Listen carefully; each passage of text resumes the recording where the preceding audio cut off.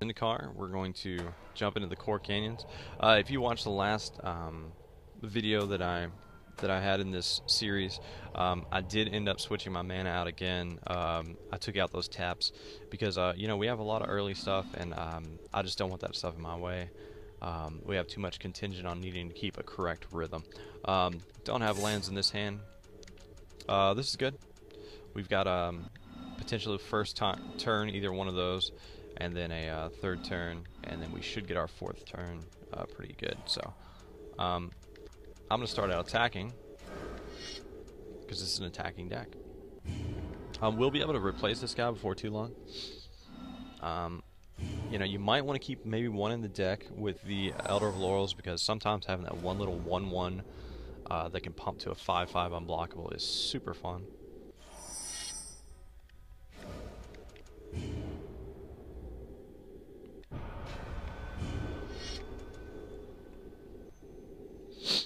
Now on third turn, I'm usually I probably want to guarantee this bolt, and the reason is because I want to be aggressive. I want to guarantee that my next card on top of my library is a land, so on turn 4 I am playing this, and I am attacking out. Usually we would play the Hunt Bees and just sort of hope for a land, but I don't want to do that.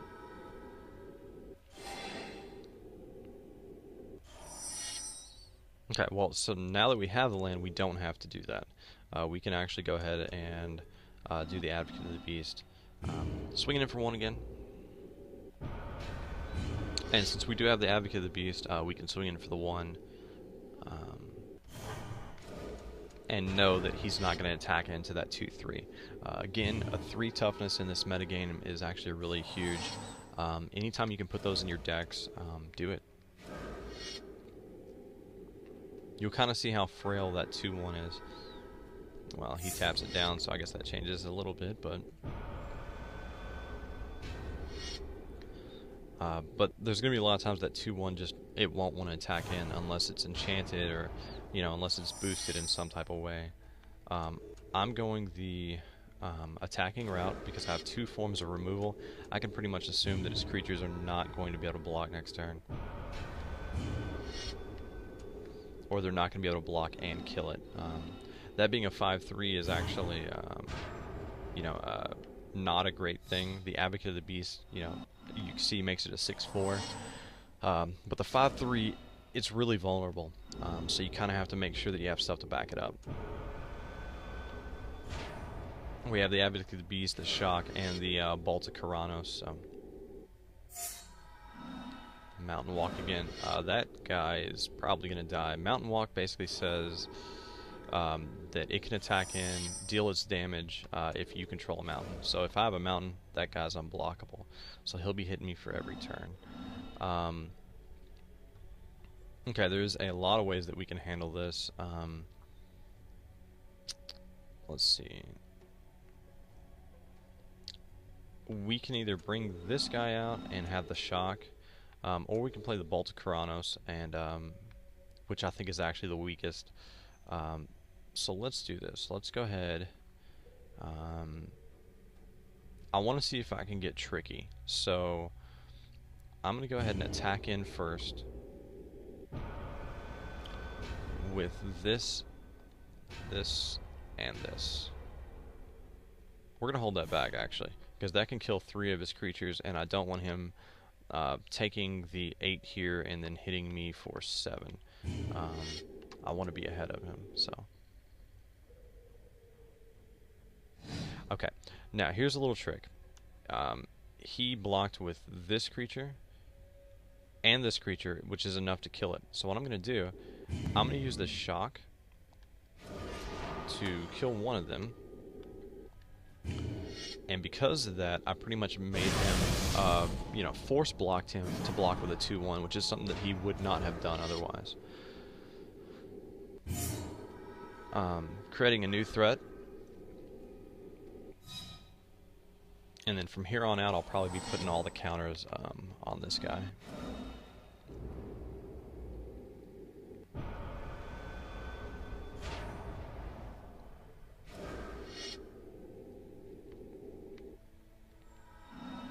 kicks it, it destroys target artifact or enchantment, no big deal. Landfall abilities, that shouldn't be a big deal. This is kind of too late into the game. If this were early into the game, landfall could be really, really good. I'm going to go ahead and play the Bolt of Karanos creatures, and I'm going to go ahead and hit this 2/3. And, I mean, we could keep the Advocate of the Beast on top. There's no reason not to, really. It sort of doesn't matter there. Basically, with our board advantage here, you know, that's what we've created here. Since I do know that I have another Advocate coming, I'm going to attack with my Advocate. Otherwise, I probably wouldn't there. But see, we've created so much board advantage that it sort of doesn't matter what we do at this point, so I'm fine with that. Oh, I forgot that that was a flyer. I always think about this guy, make the mistake of thinking about this guy as unblockable. He's not unblockable. He just can only be blocked by flying and reach.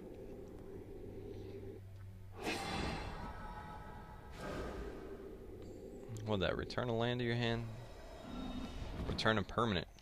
Gain 4 life. Fun little landfall mechanic, but see, the landfall didn't matter, so.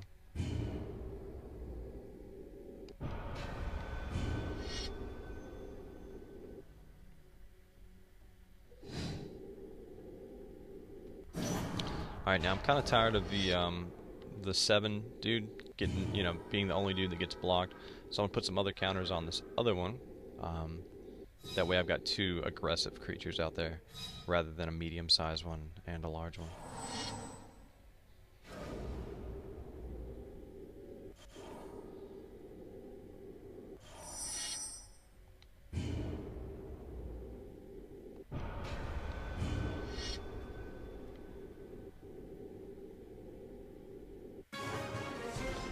And that does it. Let's see what we got. Alright, the shock is good. Shock is good. This card's really good. This card's super good. None of that applies to our deck. The shock is good. Let's see. Let's see if we have room for the shock. I'm not sure if we do or not. Our deck's actually running pretty well. You could almost take out the bolt for the shock, believe it or not. Like, ideally what I want is another ground assault to put in place of the bolt there. Let's see. Prey Upon has been okay for us. Yeah, there's nothing really here that, you know, like, I feel like, oh man, I need to take that card out for a shock, if that makes sense. Like, you know, if it were a card like this guy here, I could replace that with a shock, or this guy, something like that. Even this could be replaced with a shock. Really, I just don't think that we have, you know, an important enough room for it right now. And we're running pretty good, so there's no point in like diluting our deck, accidentally making it weaker. Yeah.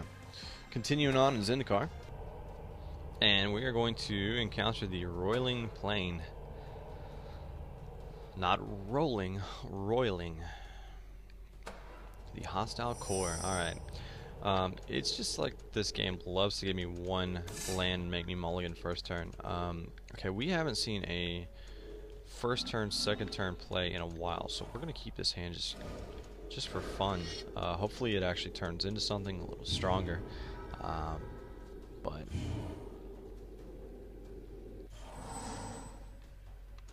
yeah, let's get our first turn, second turn drop. Since we do have a shock in hand, I'm gonna play the second turn. Well, I have 2. You know, I can either go with this or I can go with this. The thing about the game is, or about this deck, you really try to want to get this guy out just in case I draw that Advocate of the Beast next turn. Because I'm almost guaranteed to use some removal if they have creatures, that kind of thing.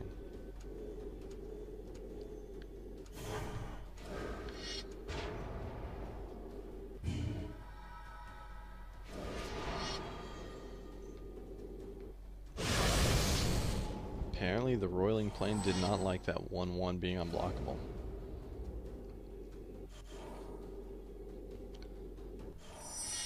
Here's the only downside of playing this card, is if they don't have anything to burn out of the way, then I'm not really happy shocking their face right now. So I'm just attacking in for 1, where I could have been attacking in for 2 with a Wandering Wolf, and there's almost no way to predict that. You sort of just have to know what their deck is.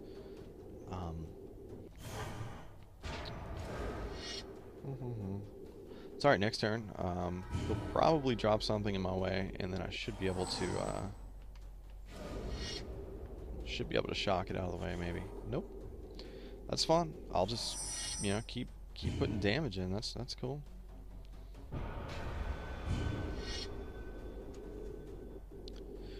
Try never to play. Oh, what's happening? What is happening? He is dealing 1 damage to each creature with flying. Nothing we can do about that. That creature's dead. Try not to play. You know, I could have played the Elder of Laurels on my first main phase, and try not to play until you know what your combat phase is going to do, because I may have wanted to shock for some reason and get that boost. Just if you don't have to play the card, you know, to be in preparation for your combat phase or your second main phase, just try not to play the card until you have to. So learn the second main phase things. It's really important to the game. 1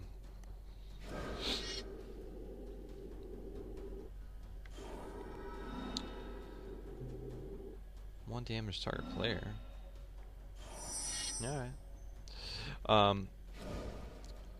Now we are going to, some people would shock here. It's wrong. What we're going to do is we are going to hunt the weak. I'm going to boost the size of this creature, which is going to make it a 2/3. Well, it gives it the plus, but it makes it technically a 2/3. You can think about it that way.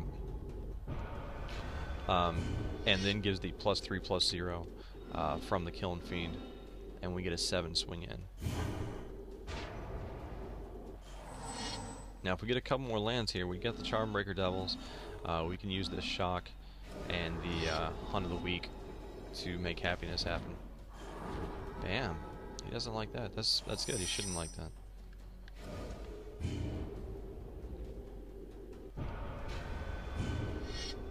He's at 10. I could give it +3 and deal 2 more to his face right now for a total of 7.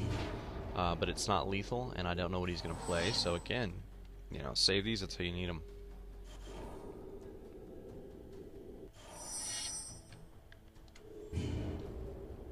Now, right now, I should not play that Charmbreaker Devils because I may want to shock something. You know, if he were to play instant speed creatures or something. And if he doesn't play something good, he should lose this next turn.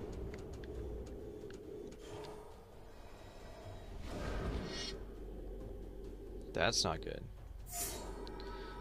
Give me the Hunt the Weak. Alright, we got the Hunt the Weak. So we're going to go ahead and Hunt the Weak. Bam, bam.